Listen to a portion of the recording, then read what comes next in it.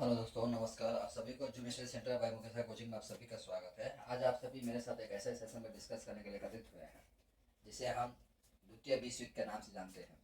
तो देखिए, द्वितीय विश्व युद्ध यानी सेकेंड वर्ल्ड वार इतिहास का जो है इसे टोटल वार के नाम से जानते हैं। कहीं कहीं आपको इतिहास में इसको टोटल वार के नाम से पढ़ने को मिल जाएगा, तो घबराइएगा मत। द्वितीय विश्व युद्ध का ही दूसरा नाम है टोटल वर्ल्ड वार। ठीक है, मैंने पूर्ण रूप से विश्व युद्ध। तो प्रथम विश्व युद्ध हम लोग सुने हैं, और प्रथम विश्व युद्ध के पश्चात देखिए, प्रथम विश्व युद्ध जो होता है उसके नरसंहार को देखकर सारे जो विश्व के जो राजनीतिज्ञ थे या इतिहासकार थे या राजनेता थे, वो सारे खौफ में आ जाते हैं, क्योंकि प्रथम विश्व युद्ध अपने आप में एक मिसाल था। बहुत सारे नरसंहार होते हैं उसमें। उस तरह से देखिए, प्रथम विश्व युद्ध होता है तो प्रथम विश्व युद्ध के समय में थोड़ा आपको, जैसे कि आप जानते हैं उसके बारे में फिर भी मैं थोड़ा बता देना चाहूँगा कि देखिए, सर्बिया और ऑस्ट्रिया के बीच में लड़ाई होता है। सर्बिया के राजकुमार को कौन मार देता है? ऑस्ट्रिया के लोग मार देते हैं। सर्बिया जो है काफ़ी दिनों से कहता है कि भैया आप मेरा राजकुमार का हत्यारा जो है उसको आप दे दीजिए कि मैं उसको सज़ा दूंगा, लेकिन सर्बिया के ऑस्ट्रिया के कान पर जू तक नहीं रखता है। ठीक है, मैं थोड़ा आपको प्रथम वर्ल्ड वार जो है उसको मैं बारे में थोड़ा सा मैं परिचय देता हूँ, जिससे आपको द्वितीय विश्व युद्ध समझने में काफ़ी इजी होगा। देखिए, ये ऑस्ट्रिया था, ऑस्ट्रिया, और ये सर्बिया। ठीक है, तो सर्बिया का राजकुमार को मार देता है ऑस्ट्रिया के लोगों ने। सर्बिया इसको ऑस्ट्रिया को बोलता है कि भैया हमारे राजकुमार का जो भी हत्यारा है या जो भी कुछ है आप उनको दे दीजिए, लेकिन ऑस्ट्रिया को कोई प्रभाव नहीं पड़ता है। अब ऑस्ट्रिया के सर्बिया किसके पास चला जाता है? जर्मनी के पास, जो जर्मनी अपने आप में एक बहुत बड़ा शासक हुआ करता था। ठीक है, यानी वर्ल्ड इससे डरते थे। जर्मनी के पास, इसके पास अत्याधुनिक हथियार थे, सेना था, मुस्टेड सेना था, और आपका अत्याधुनिक हथियार भी था। इसके शासक जो थे वो भी काफ़ी स्ट्रॉन्ग थे हर सेक्टर में। तो ऑस्ट्रिया जो है, ऑस्ट्रिया डर जाता है और ये चला जाता है रूस के पास। देखिए, दो कंट्री शक्तिशाली जो दो कंट्री हैं शामिल हो चुके हैं यहाँ पर। इसके बाद जब रूस जर्मनी से लड़ना चाहता है, सॉरी, रूस जब जर्मनी से लड़ेगा या जर्मनी रूस से लड़ेगा, तो रूस डायरेक्ट इसमें एंट्री नहीं करता है। रूस क्या करता है? फ्रांस को शामिल कर देता है। फ्रांस को बोलता है कि तुम एक काम करो, फ्रांस, जबकि फ्रांस और रूस दोनों मित्र थे, बोलते बुरे वक्त में अभी तुम ही तो मेरे साथ दोगे, तुम एक काम करो जर्मनी के साथ थोड़ा देख लो। तो जर्मनी के साथ लड़ने के लिए कौन तैयार होता है? फ्रांस। हालांकि फ्रांस के जर्मनी के बीच में ऐसा कोई कॉन्फ्लिक्ट नहीं था। ठीक है, फ्रांस अगर मना भी कर देता तो शायद लड़ाई का कुछ प्रभाव जो है कम हो जाता, लेकिन मित्रता निभाने चला जाता है कौन? फ्रांस। और फ्रांस जब मित्रता निभाने जाता तो जर्मनी को बहुत गुस्सा आता है। जर्मनी बोलता है कि अरे मुझको तो झगड़ा हुआ है, जो भी कुछ हुआ है, बर्ताव हुआ है वो रूस के साथ हुआ है, तुम क्यों मारा है? तब जर्मनी तो स्ट्रांग था। ठीक है, अब जर्मनी गुस्सा होकर किसके ऊपर चलाता है? फ्रांस को मारने के लिए। तो फ्रांस को मारेगा, इस बीच में कौन था? बेल्जियम था। ठीक है, बेल्जियम एक छोटा सा कंट्री था। ये डर जाता है इसके सेना को देखकर। ये किसके पास चलाता है? इंग्लैंड के पास चलाता है। अब इंग्लैंड के पास इसके साथ संधि होता है। ये गुप्त नीति पहले से होकर रहता है, आपका 1848 में ही हुआ रहता है। वो चला जाता है, ये चला जाता है किसके पास? इंग्लैंड के पास। ये इसके पास जो ट्रेटी होता है इंग्लैंड और बेल्जियम के बीच में, ये ट्रेटी है, संधि है, कि अगर बेल्जियम पर कोई अटैक करता है, इंग्लैंड उसका क्या करेगा? जो बड़ा भाई के हिसाब से उसकी मदद करेगा। अब अपना ट्रेटी के हिसाब से, संधि के हिसाब से इंग्लैंड पहुंच जाता है बेल्जियम। अब जर्मनी को गुस्सा और भी, जर्मनी जो है और भी आग बबूला हो जाता है, क्योंकि उसको लगता है कि मेरा लड़ाई तो सिर्फ रूस के साथ है, ये बेल्जियम आ गया, इंग्लैंड आ गया, फ्रांस आ गया। अब क्या करता है, ये तीनों के साथ लड़ने के लिए तैयार हो जाता है। ठीक है, हालांकि तीनों के साथ लड़ता है, इन मित्र राष्ट्रों का नाक में दम कर देता है जर्मनी, लेकिन अंत में क्या होता है, जर्मनी को सारे मित्र राष्ट्र जो है मिलकर उसको कमजोर कर देते हैं, और उसके ऊपर क्या करते हैं, एक संधि के तहत उसके ऊपर काफी पाबंदी लगाते हैं। ठीक है, तो उसी पाबंदी को जो है, उसी पाबंदी को हम ट्रेटी ऑफ वर्साई के नाम से जानते हैं। किस नाम से, ट्रेटी ऑफ वर्साई। देखिए उसी को वर्साई संधि। तो प्रथम विश्व युद्ध जो हुआ था, प्रथम विश्व युद्ध का जो नरसंहार था, नरसंहार को देखते हुए जो बुद्धिजीवी है, यूं कह लीजिए जो मित्र राष्ट्र जो है, मित्र राष्ट्र के सारे नेतागण जो थे एक जगह एकत्रित होते हैं फ्रांस की राजधानी पेरिस में। कहाँ एकत्रित होते हैं, पेरिस में। पेरिस में एकत्रित होकर एक प्रकार का संधि करते हैं, उस संधि का नाम होता है वर्साई की संधि। ठीक है, तो नाम के हिसाब से आपको ऐसा लग रहा है कि इस सच में शांति प्रस्ताव था विश्व के लिए, लेकिन नहीं, शांति प्रस्ताव नहीं था, द्वितीय विश्व युद्ध के लिए एक बीजारोपण था।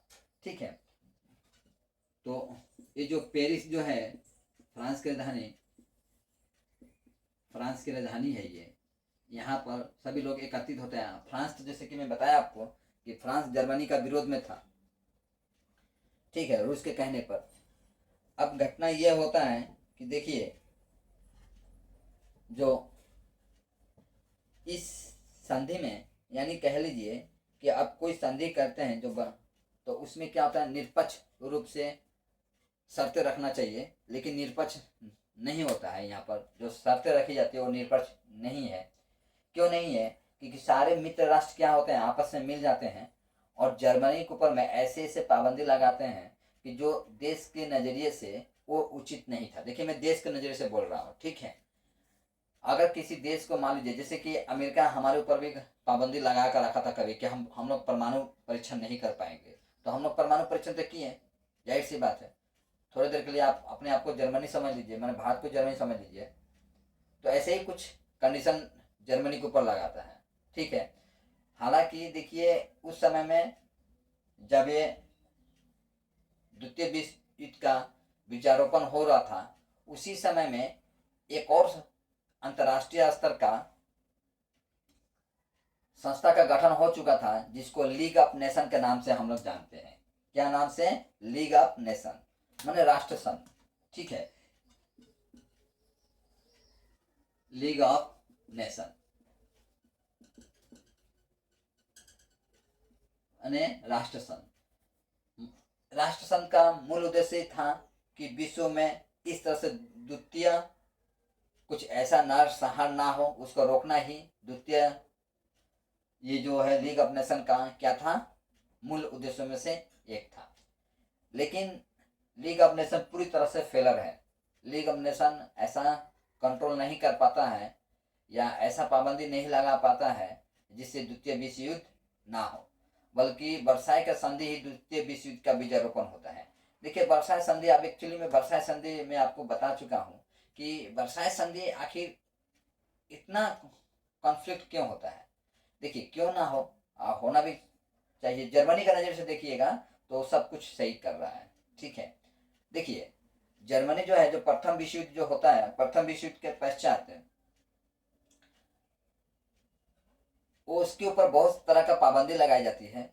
जैसे कि पहले मान लीजिए जर्मनी का जो गुप्तचर होते हैं वह अन्य देशों की तुलना में काफी स्ट्रांग होते हैं। उसके जर्मनी के जो गुप्तचर थे प्रथम विश्व युद्ध में, वो वर्ल्ड के सभी कंट्री में फैले हुए थे। इस हिसाब से अपने गुप्तचर के माध्यम से जर्मनी जो है बहुत आसानी से देश के विभिन्न नीतियों को पता लगा लेता था। विश्व के विभिन्न देशों का जो नीति जो होती थी उसका पता लगा लेता था। कौन, जर्मनी। तो ये चीज जो है जर्मनी को तो था ही कि उसका गुप्तचर बहुत स्ट्रांग है, साथ में मित्र राष्ट्रों को भी पता चल जाता है कि जर्मनी का जो गुप्तचर है बहुत स्ट्रांग है हमारे गुप्तचर के तुलना में, इसीलिए पहला पाबंदी उस पर लगाया जाए कि वो गुप्तचर नहीं रख पाएगा। ठीक है, तो उसका पर पाबंदी लगाता है, गुप्तचर नहीं रख पाएगा, पहला पॉइंट। ठीक है। दूसरा पॉइंट होता है कि हथियार के मामले में जर्मनी बहुत स्ट्रांग था प्रथम विश्व युद्ध में, क्योंकि उसके पास 150 मीटर दूरी तक गोला फेंकने वाली तोप थी, तो उसके ऊपर भी पाबंदी लगाया जाता है। गुप्तचर के अलावा कि वो अत्याधुनिक हथियार भी नहीं रख पाएगा, और उसके पास जो सबमरीन थी यानी पनडुब्बी जहाज, ठीक है, जिसके माध्यम से वो विश्व के अन्य देश के जो पोत होते थे उसको नुकसान पहुंचाता था, वो उसकी जो पनडुब्बी जहाज थी उसका नाम था यू बोट। ठीक है, यू बोट। इसी इसके माध्यम से वो क्या करता था, विश्व के अन्य देशों के पास जो पोत थे या पनडुब्बी जहाज जो थे उसको क्या करता था, इसके माध्यम से उसको नुकसान पहुंचा देता था। तो दूसरा पाबंदी लगाया जाता है कि वो अत्याधुनिक हथियार नहीं रख पाएगा। ठीक है, जिसमें आईएनआर ही रिसर्च कर पाएगा, रखने के बाद छोड़िए, और नई तरीके से रिसर्च भी नहीं कर पाएगा, मैंने बना भी नहीं सकता, मैंने इसको कंपनी उपनी सब नष्ट करना पड़ेगा। द्वितीय पाबंदी। तृतीय पाबंदी लगता है कि जो लड़ाई हुआ है तो लड़ाई का जो खर्चा होता है वो पूरा लड़ाई का खर्चा जो है वो किससे लिया जाता है, जंग की खर्चा जर्मनी से लिया जाता है। ठीक है, इतना इसके ऊपर पाबंदी लगाया गया था। अच्छा, चौथा पाबंदी ये था कि वो सैनिक भी 1 लाख से ज्यादा नहीं रख पाएगा। ठीक है, सैनिक भी ज्यादा नहीं रख पाएगा, 1 लाख से ज्यादा। अब जर्मनी अपने अपने एक बड़ा कंट्री था उन दिनों में, अब वो सैनिक नहीं रख पाएगा तो जानता था कि वो उसको कमजोर किया जा रहा है, तो जाहिर सी बात है ये 4 कंडीशन जो था जर्मनी के लिए बहुत नुकसान था। मतलब जर्मनी को कई साल पीछे ढकेल रहे थे और जर्मनी को पसंद नहीं था।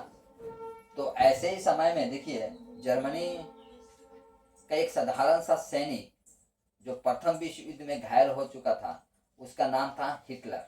ठीक है, हिटलर पूर्ण रूप से घायल हो चुका था, और उसकी नज़र जो है, उसके ऊपर जो नज़र है एक ब्रिटेन की जो सैन्य अधिकारी जो होता है उसको पड़ती है, और हिटलर को ट्रीटमेंट कराकर उसको क्या कर देती है, छोड़ देती है।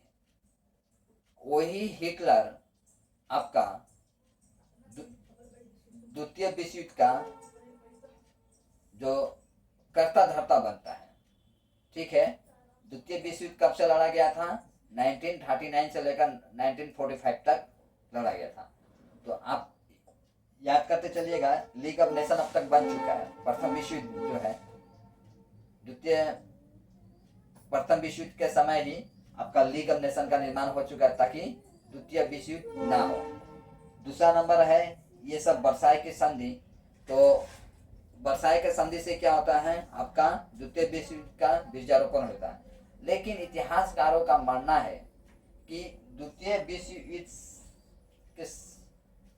का जो समय था, हालांकि देखिए द्वितीय विश्व युद्ध का जो समय था 1939 से लेकर 1945 तक माना गया है, लेकिन इतिहासकारों का मानना है कि इससे पहले ही लड़ाई लगभग स्टार्ट हो चुकी थी। क्यों? क्योंकि देखिए उन दिनों में क्या था, हर देश जो था अपना वर्चस्व स्थापित करना चाहता था। क्यों स्थापित करना चाहता? जैसे कि प्रथम विश्व युद्ध में जो नुकसान हुए थे, किसी का अपना सेना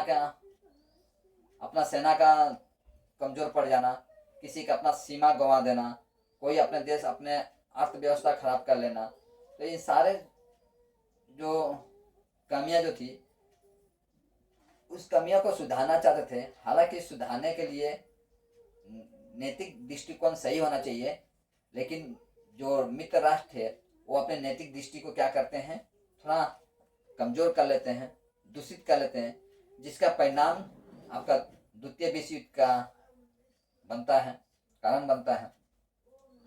देखिए 1939 का जब द्वितीय विश्व युद्ध स्टार्ट होता है, इससे पहले आपका एक और लड़ाई स्टार्ट होता है। ठीक है, उस लड़ाई का नाम होता है आपका सिनो जापानीज वार, है ना।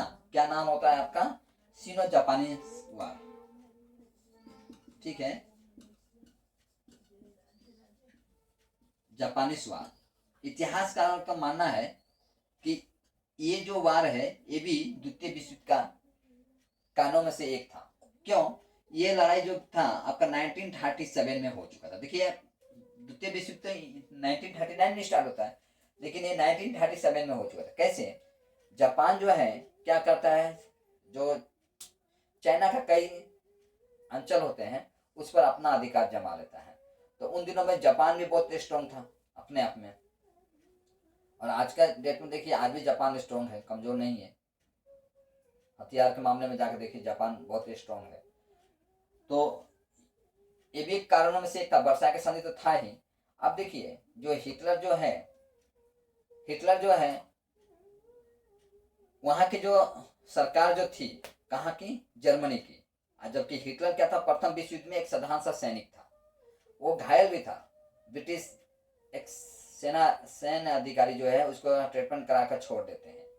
अब परिणाम यह होता है कि देखिए कि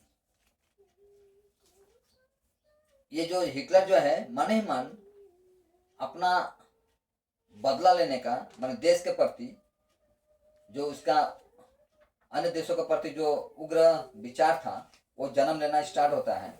और वो सोचता है कि एक समय जब भी हमको मौका मिलेगा इन मित्र राष्ट्रों से, ये जो मित्र राष्ट्र हैं जो कि ना चाहते हुए उसको संधि कराने के लिए, हस्ताक्षर कराने के लिए बाध्य किए हैं, उससे वो बदला लेगा। ठीक है, तो इसके तहत उसके अंदर में एक क्रूर राष्ट्रवाद का जन्म होता है। क्रूर राष्ट्रवाद ऐसा पनपता है उसके अंदर में कि एक एक नरसंहार करता है। अगर हिटलर के नरसंहार में बोलूं तो आपके रोए खड़े हो जाएंगे। देखिए वो करता क्या था, जो यहूदी लोग होते थे, इस जर्मनी का बर्बादी का कारण वो मानता है यहूदियों को, और जो यहूदी होते थे, यहूदी को, क्रिश्चियन को पूर्ण रूप से इस जर्मनी का बर्बादी का कारण मानता है। इन लोगों को क्या करता है, वो एक बहुत बड़ा घर था जिस घर में वो कैदियों को ढुका देता था, बंद कर देता था, और उसमें थोड़ा सा एक कहीं कांच का खिड़की लगा हुआ था, और उसमें काफ़ी जहरीला गैस जैसे क्लोरीन गैस छोड़ता था, जिससे इंसान को दम घुटने की बीमारी होती है, त्वचा का रोग होता है, आँखों का रोग होता है। तो कैदियों को, यहूदियों को पकड़कर उसके अंदर डाल देता था और वो जहरीला गैस छोड़ देता था, और वो दम घुट घुट के मर जाते थे। ठीक है, उसका सजा देने का जो स्टाइल था, तालिबानी जो स्टाइल देखते हैं आप, उससे भी खतरनाक था। ठीक है, वो तेल गरम करता था, लोग को उसी में डाल देता था, बड़ा बड़ा भट्टी बनाया हुआ था, यानी आग चूल्हा, जिस तरह से आप देखते हैं बिस्कुट बनाने के लिए बड़ा बड़ा भट्टी होता है, ऐसा भट्टी, बहुत बड़ा बड़ा भट्टी था, उसमें लोगों को जिंदा डाल देता था। तो एक हिसाब से देखते हैं उसके जो स्टाइल थे, मतलब दोषियों का सजा देने का, एक मानवता के नजरिए से देखिए तो वो सही नहीं था। ठीक है, वो अत्यंत खराब था। और वो इतना उग्र क्यों हो गया था? क्योंकि वो ना चाहते हुए भी जो मित्र राष्ट्र है इन सब चीजों पर उसको क्या किए थे, बजबरन हस्ताक्षर कराए थे। इसीलिए वो काफी गुस्सा होता है मन ही मन। लेकिन प्रथम विश्व युद्ध था, वो कमजोर हो चुका था, और सारे मित्र राष्ट्र मिलकर उसके ऊपर आक्रमण करते तो सकता नहीं है, इसलिए उस टाइम में कुछ कर भी नहीं पाता है वो। लेकिन द्वितीय विश्व युद्ध होता है, द्वितीय विश्व युद्ध से पहले आपका 1933 में वो क्या बनता है, जर्मनी का शासक बन जाता है। जर्मनी का शासक बनता है, तो जर्मनी का शासक बनने के दौरान वो अपनी जनता से ऐसे ऐसे वादे करता है देश के नजरिए से कि सारे जो जनता जो होती है उसके अंदर में उग्र राष्ट्रवाद को जन्म दे देता है। वो डायरेक्ट बोलता है कि देखिए जर्मनी का के शासक जो है हिटलर, उसी का कहना था कि यदि आप जीतते हैं तो आपको दुनिया को कुछ बताने की जरूरत नहीं है, और यदि आप हार जाते हैं तो दुनिया को कुछ बताने के लिए आप जिंदा मत रहिए। या जिंदा रहना अभी आपके लिए जरूरत नहीं है। तो ऐसे जो वाक्य जो थे कहीं ना कहीं एक उग्र राष्ट्रवाद को जन्म देता था। ये उग्र राष्ट्रवाद जो है, यही उग्र राष्ट्रवाद जो है जर्मनी में जो पनप रही थी, यही उग्र राष्ट्रवाद द्वितीय विश्व युद्ध का कारणों में से एक और कारण बनता है। तो देखिए उन दिनों में जैसे कि जानते हैं कि अमेरिका भी कम शक्तिशाली नहीं था। उन दिनों में अमेरिका भी अत्यंत शक्तिशाली शासक हुआ करता था। अब देखिए घटना ये होता है, अब थोड़ा डीपली थोड़ा समझते जाइएगा, मैं स्टेप बाय स्टेप समझा रहा हूँ आपको मानचित्र के माध्यम से समझाऊंगा तो शायद आपके लिए बहुत इजी होगा।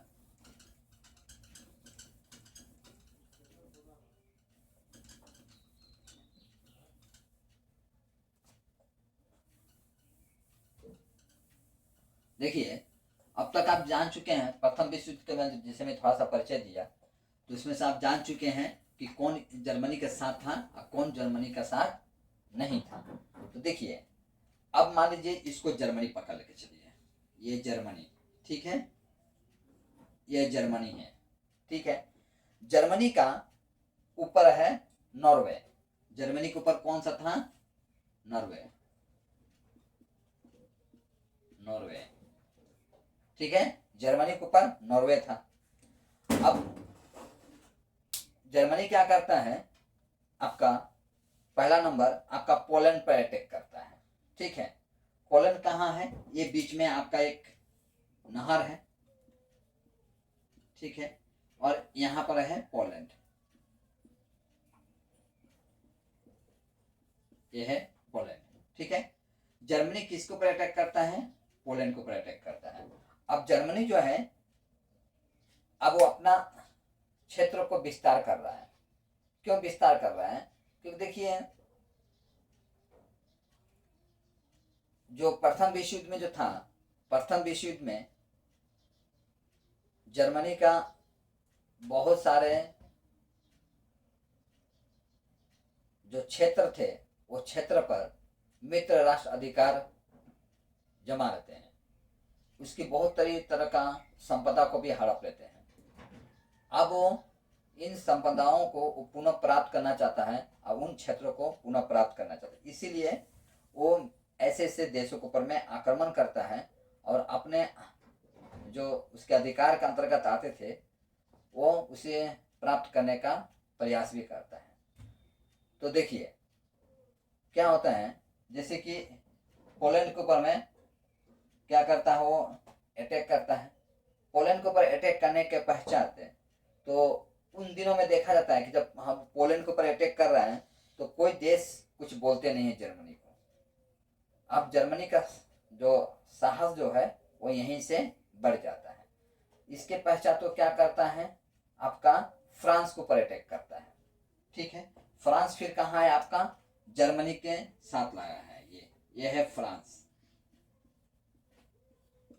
फ्रांस के ऊपर अटैक करता है, ठीक है। फ्रांस के ऊपर जब अटैक करता है तो इसी से ऊपर में है आपका यूनाइटेड किंगडम, यूनाइटेड किंगडम, ठीक है। ये क्या करता है, ये भी साइलेंट रहता है। तो ये देखिए आपका पोलैंड पत्र एक महीना में आपका पूरा कैप्चर कर लेता है और फ्रांस के ऊपर में लगभग 15 दिन लगता है उसको, ठीक है। फ्रांस के ऊपर भी वो अपना अधिकार जमा लेता है। इस हिसाब से देखिए उसका एक वो नॉर्वे पर आक्रमण करता है, नॉर्वे को अपने अधिकार में ले लेता है, पोलैंड को अपना अधिकार में लेता है, फ्रांस को अपना अधिकार में लेता है और यूनाइटेड किंगडम को भी अपना अधिकार में ले लेता है। इस हिसाब से देखा जाए तो ये बहुत सारे देशों के ऊपर में क्या करता है, वो अपना अधिकार जमा लेता है, ठीक है। अब इन दिनों में देखिए क्या था, जैसे कि मान लीजिए जर्मनी और फ्रांस का जो अंचल था वो काफी नजदीक था और जर्मनी के यहाँ पर एक ऐसा एरिया होता है, इस एरिया पर यानी क्षेत्र होता है, इस क्षेत्र पर जर्मनी का एक सैन्य कैंप था। तो प्रथम विश्व युद्ध के दौरान ही उस सैन्य कैंप को हटाना पड़ गया। हालांकि विश्व शांति का नाम दिया गया था, क्योंकि देखिए, क्योंकि अगर ये सैन्य कैंप नहीं हटाएगा तो जर्मनी और फ्रांस के बीच में मतभेद रहेगा। इसीलिए प्रथम विश्व युद्ध में इसको कहा जाता है कि आप इस सैन्य जो कैंप जो है आप नहीं रख पाएंगे, और ये जो अंचल जो है वो क्या रहेगा, स्वतंत्र रहेगा। ठीक है, लेकिन स्वतंत्र रहता नहीं है, इस पर मित्र राष्ट्रों का क्या होता है, अधिकार हो जाता है, और इस हिसाब से जर्मनी कमजोर पड़ जाता है। और इसको पहला नंबर तो इसको प्राप्त करता है जर्मनी, मतलब सैन्य जो स्थान जो है इसका पहले इसको प्राप्त करता है। और ये इसके यहाँ पर कुछ रिसोर्सेस थे, जैसे कोयला हो या लोहा हो, तो इसका उपयोग क्या करता, जर्मनी प्रथम विश्व युद्ध में बहुत किया था। ये चीज को पता चल चुका था मित्र राष्ट्रों को। तो मित्र राष्ट्र क्या करते हैं, ये जो कोयला पेट्रोल जो है, ठीक है, और मित्र राष्ट्र देखते हैं कि सबसे ज्यादा अगर नुकसान हुआ है तो जर्मनी किसके ऊपर अटैक किया है, फ्रांस को, क्योंकि फ्रांस क्या था, नजदीक था।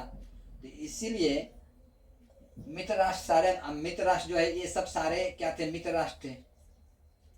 तो मित्र राष्ट्र सारे मिलकर फ्रांस को क्या करते हैं 15 साल के लिए इस क्षेत्र को देते, किसको, फ्रांस को, जर्मनी से छीनकर।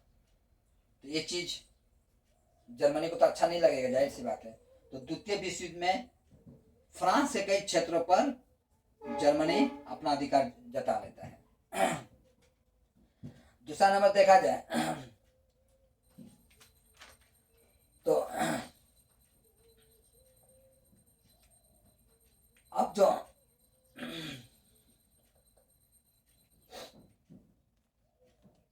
जर्मनी जो है, अब तक देखा जाए तो जर्मनी काफी स्ट्रांग हो चुका है, इतना लड़ाई होने के पश्चात है। अब देखिए, जो थर्ड वर्ल्ड वार जो सेकेंड वर्ल्ड वार जो था, सेकेंड वर्ल्ड वार में मित्र राष्ट्र जो है उनको पता चल जाता है कि ये जर्मनी जो है ये अत्यंत शक्तिशाली है, जब तक हम लोग नहीं मिलेंगे तब तक हम लोग इसको कंट्रोल नहीं कर पाएंगे। तो पुनः जर्मनी जो है, जर्मनी के ऊपर में एक, जर्मनी को नकेल कसने के लिए मित्र राष्ट्र क्या करते हैं, एक रणनीति बनाते हैं, और उस रणनीति के तहत जर्मनी को कमजोर किया जाता है। ऐसे देखिए, जर्मनी का जो सेना थी, उसका जो सेना जो था बहुत स्ट्रॉन्ग था, ठीक है, उसको स्ट्रॉन्ग ट्रूप्स के नाम से जाना जाता था। हालांकि हिटलर जो है, हिटलर भी कम क्रूर नहीं था। हिटलर ऐसा एक पर्सन था कि जिसके ऊपर संदेह होता था, यानी वो अपने टॉप लीडर के ऊपर उसको संदेह होता है कि उसके टॉप लीडर जो है कहीं ना कहीं भविष्य में उसके लिए खतरा बन सकते हैं, तो अपने टॉप लीडर को भी मरवा देता है, जो कि उसके हर बात को मानता था वो। लेकिन उसको सिर्फ संदेह इतना ही होता है कि इसका टॉप लीडर जो है भविष्य में इसके लिए खतरा बन सकते हैं, या मित्र राष्ट्र जो है उसके सपोर्ट में जा सकता है ये किसी लालच में, इसीलिए वो क्या कर देता है, उसको मार देता है। यानी तक देखिए, हिटलर जो है, हिटलर का एक अपना एक गुप्तचर वो भी होता है, अपना स्पेशल गुप्तचर होता है। वो तो बाकी जो था उसके सारे सेना वो तो जर्मनी के लिए थे, लेकिन कुछ ऐसे भी सैनिक को पाल कर रखा था जो कि सिर्फ वो हिटलर का ही वफादारी करते थे, ठीक है। उसका एक अपना गुप्तचर था, उस गुप्तचर के माध्यम से या उस सोल्जर के माध्यम से, सैनिकों के माध्यम से वो जिसके साथ दुश्मनी का भाव रखता था वो पूरा करके रहता था अपने स्पेशल सैनिक के माध्यम से। तो इस हिसाब से देखा जाए तो लास्ट में क्या होता है, सारे देश जो है मिल जाते हैं और मिलकर लास्ट में हिटलर को अरेस्ट भी कर लेते हैं। लेकिन हिटलर ज़्यादा दिन तक जेल में नहीं रहता है। कहा जाता है कि हिटलर जो है बहुत कम समय में, यानी लगभग 6-7 महीना तक ही जेल में रहता है, और वहाँ से वो धोखा देकर भाग जाता है। और जेल में ही दास कैपिटल, देखिए परीक्षा में पूछा जा सकता है आपको एग्जाम के नजरिए से कि दास कैपिटल बुक के रचयिता कौन है ना, कैपिटल दास कैपिटल एक बुक है जो कि हिटलर आपका जेल में ही रहकर लिखता है।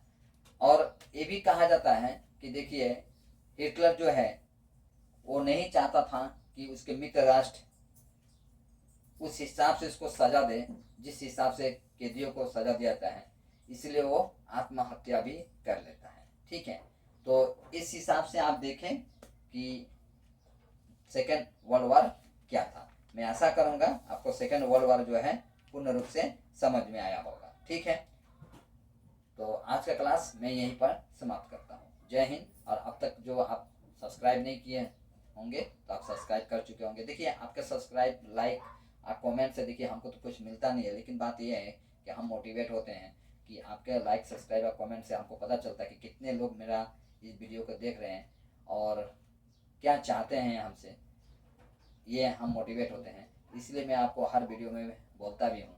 ठीक है, मैं आशा करूँगा कि आप जो मैं बोल रहा हूँ आप उस पर खड़े उतरे होंगे। ठीक है, तो आज के क्लास जो है मैं यहीं पर समाप्त करता हूँ। जय हिंद।